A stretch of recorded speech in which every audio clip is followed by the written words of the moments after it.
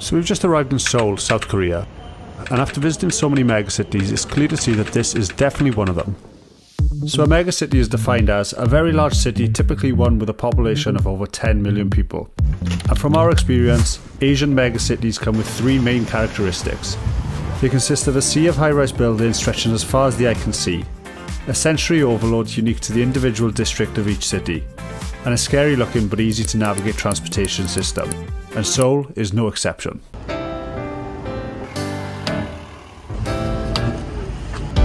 Very fancy palace.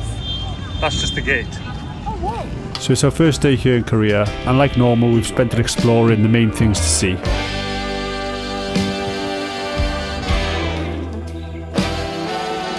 Locals are doing everything, so I should too.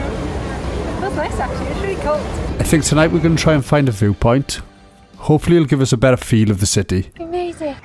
That's insane. Do you realize how big Seoul actually is in New York here?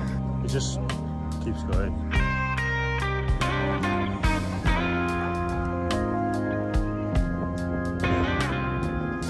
I'm assuming that's the Seoul Tower. Can't wait to see what it looks like in the dark. I know. Especially because there's so many buildings that hopefully look really cool all later.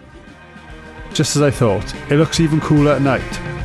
It's crazy how big this city is, and standing up here looking down at it all lit up, it's hard to believe the recent history of the country. And now we're even more curious to learn about its dark past and its relationship with North Korea. Day 2 in South Korea, and we're doing the tour today. We've got up super early. We've come to get the bus to the DMZ. Okay, let me provide some context. At the end of the Second World War, Korea was split down the middle. The north influenced by the Soviet Union and the south by the United States. Tensions grew, and in 1950 war broke out as North Korea tried to conquer the south. The fighting ended in a truce, but the country remained divided by the heavily guarded border, the DMZ. So here we've arrived to our first stop, the longest suspension bridge in Korea. This is crazy. Have you ever been on the suspension bridge? I don't think we have. Not one this big anyway.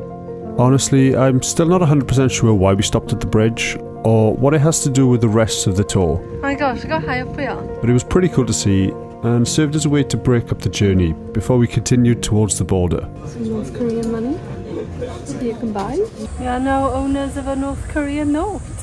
It's got the symbol of North Korea that's on their like passports and stuff, right? Yeah, how cool is that? So in North Korea, it is illegal to bend their money fully.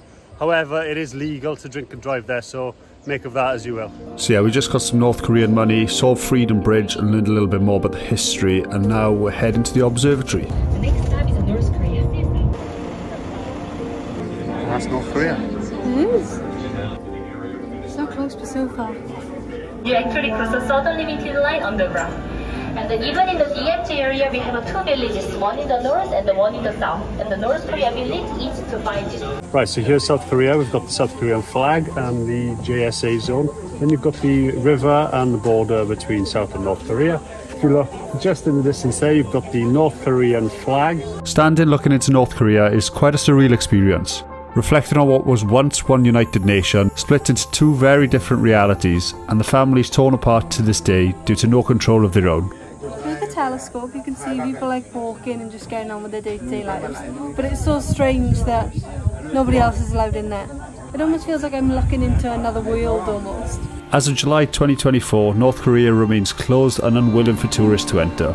One day in the future, I hope the citizens there get a chance to connect with the rest of the world, and I hope to be able to get the stamp on my passport and experience visiting the country for real. So beyond this fence in the background here is North Korea. But for now, my curiosity surrounding the mystery of North Korea will just have to wait.